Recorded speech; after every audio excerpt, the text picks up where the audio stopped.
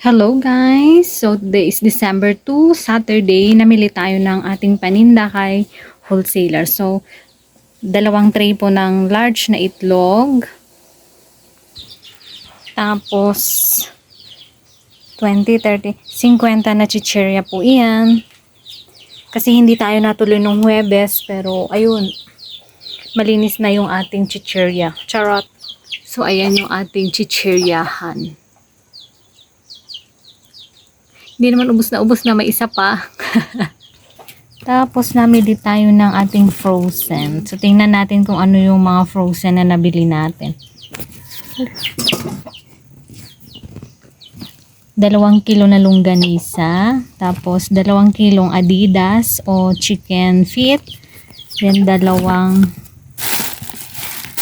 ano ba to? Hindi ko rin alam. Charot. Boneless. Then 2 kilong kikiam. Diba namili tayo ng mga ganun. So yun, mabigat siya. Grabe mga sister. Mga brothers. Pero okay lang yan. Kasi nga, tindera tayo. Kailangan natin mamili. Para may mabili si customer. Siyempre, may kita tayo. Pag nabili, diba? Party kong Tapos, bumili din tayo ng ito yung itlog natin kanina. 1 tie na Head and Shoulders pink kasi 2 piraso na lang yung natira. Mahirap nang maubusan. Charot. Tapos 2 Yakult. Bibili naman tayo siguro bukas. Kung matutuloy ang lakad ko bukas is sa bayan ako mamimili kasi mas mura doon ng 6 pesos yung isang ganito. 6 pesos talaga ano. Tapos, ito ding toyo. Bumili tayo ng 3 lang. Toyo suka. Tapos, 5 corn beef. Parehas ng brand. Tapos, sardinas. Then, half kilo na ano to? Sibuyas. Ano ba yan?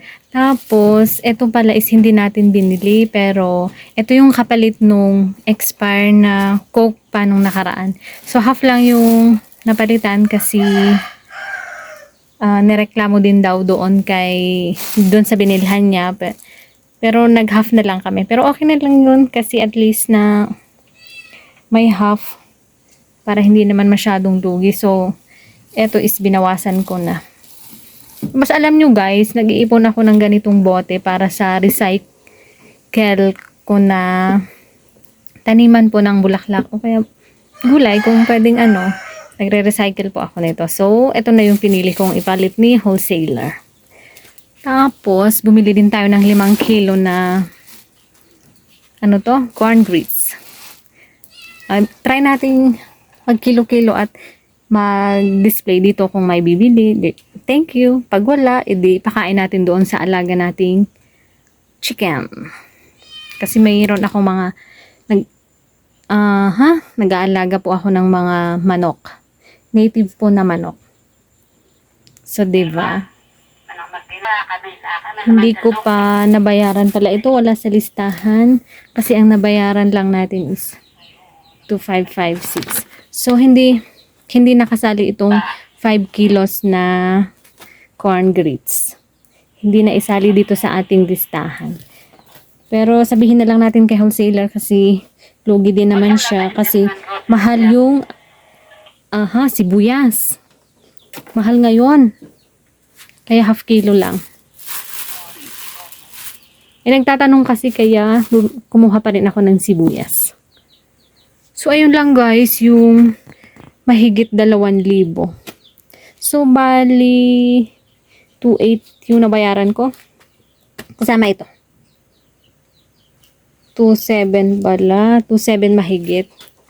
Pero yung nakasulat is 2,556. So, yung natin, ito lang po yung ating nabili. Pero sobrang bigat niya, guys. Nakakaiyak.